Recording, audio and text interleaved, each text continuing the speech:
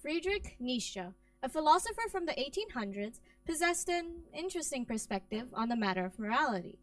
Outcomes were what dictated the morality of a person. Now, that may seem a little confusing, but an example from a video I watched explains this unique ideology quite well. In a town, a robber often came to steal from houses. To be considered a hero for stopping the thief, you called the police, but they were ineffective, they didn't come on time. So, the next time the thief came, since you had to be called a hero by others, you dropped an anvil on the thief, killing the robber and stopping the thievery permanently. According to Nietzsche, the more moral choice was to drop the anvil on the robber because it was more effective than when you called the police, which was ineffective. Now, on the matter of morality, there are two general schools of thought, that it's either the intentions or resultant actions that dictate the morality of a person, and those two ideologies often conflict. But the question I'm here to ask and answer today is slightly different. Are both schools of thought wrong? Is Nietzsche's ideology one we should embrace as a society and not ostracize? Well, with regards to Nietzsche's example, judging it based off of intentions may bring up some red flags. According to this dictator of right and wrong, both methods of action would be seen as immoral. Since you had no genuine intention to help, none of your actions mattered and you were an immoral person. But that brings up some issues, because regardless of your intention, you were attempting to do a good thing. So shouldn't that be praised? Shouldn't that be considered moral? That's what Action would argue, arguing that the first method of action, namely calling the police, was still moral because you were still trying to do a good thing. However, the second method of action would still be immoral, as killing a person is never justified. Fair enough. Nietzsche would also agree with this Action's ideology in the sense that one method of action was still more moral, though he would argue that killing the robber was more moral as it was more effective. But doesn't this school of thought still make sense compared to the intentions ideology, because it praises someone for bringing about a good outcome? So it may be interpreted right now as intentions not being the greatest dictator of morality. But actions don't seem to be any better. Yes, this school of thought says that calling the police was still moral and killing a person is never justified. But does it really sit right with you that someone who just wanted to maintain an image is considered moral? If instead a celebrity got rid of the thief for clout, wouldn't everyone try to cancel them for being disingenuous? Wouldn't you try to cancel them for being disingenuous?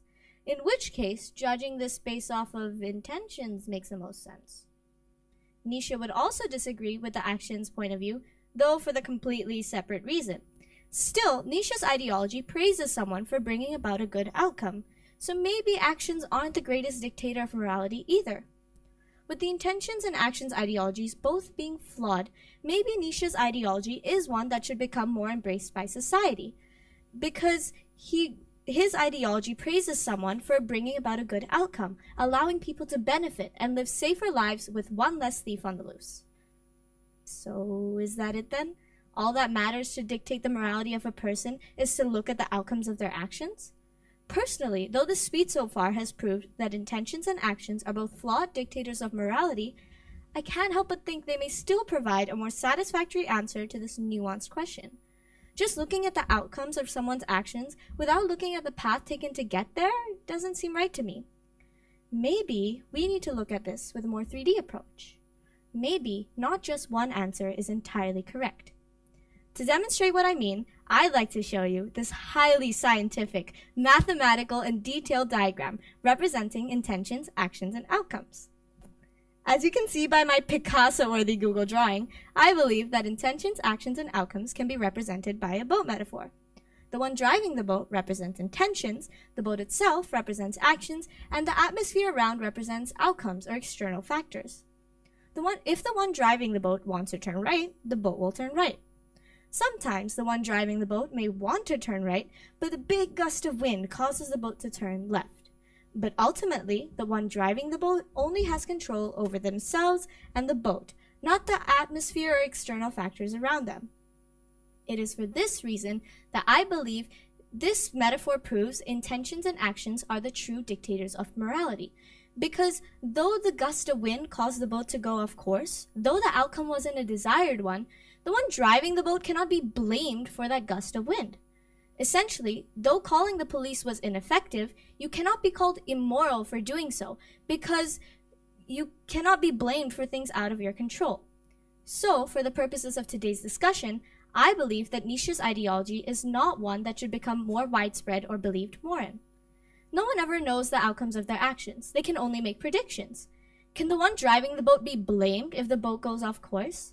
Can't they only be blamed if they don't make the conscious effort to bring their boat back on course? Therefore, Nietzsche's ideology doesn't hold up. While outcomes are important, they cannot dictate morality. But Charvi, I hear you say, previously in your speech you proved that intentions and actions are both flawed dictators of morality. I hear that. I do, and I completely agree. Because individually, they are both flawed dictators of morality. However, if considered together, they possibly become the best dictator of morality we have. What do I mean? Well, let me introduce you to a little something I was always taught when I was younger. I was always taught that to be a truly honest person, 3 things mattered the most: thoughts, speech, and actions. If your thoughts, speech, and actions all aligned and they were all good, you were both honest and moral. So how does that apply to the police scenario?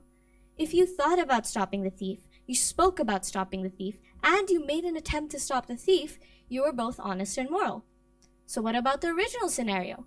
If you thought about not really caring about the thief, but you spoke about stopping the thief, and you made an attempt to stop the thief, you were dishonest, and dishonesty stemming from selfishness is clearly immoral. What about the opposite scenario? If you thought about stopping the thief, but you never spoke about it, and you never acted upon it, while some may call you moral for having your heart in the right place, you would be immoral for not acting upon your thoughts, which would be hypocrisy. Confusing, right? So, what is my final belief? Nietzsche was wrong. Outcomes cannot dictate morality because outcomes themselves are a gamble. Additionally, intentions and actions being considered together as a dictator of morality is possibly the best way to look at it. If one's thoughts, speech, and actions all align and they're all good, they're both honest and moral. However, with misaligned thought, speech, and actions, one may enter the murky area of morality, which borders on immorality. So what determines our collective and your individual morality? Do we even have a definite answer? I think not.